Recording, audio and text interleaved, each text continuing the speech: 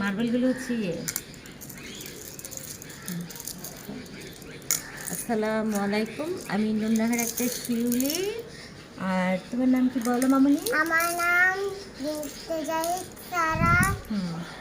সারা এটা ছোট টপি দেখে বড় পিঠে বড় আপু দেখে ছোটা বেলায় কিনে দিয়েছিল ফুপি আর ফুপাজি।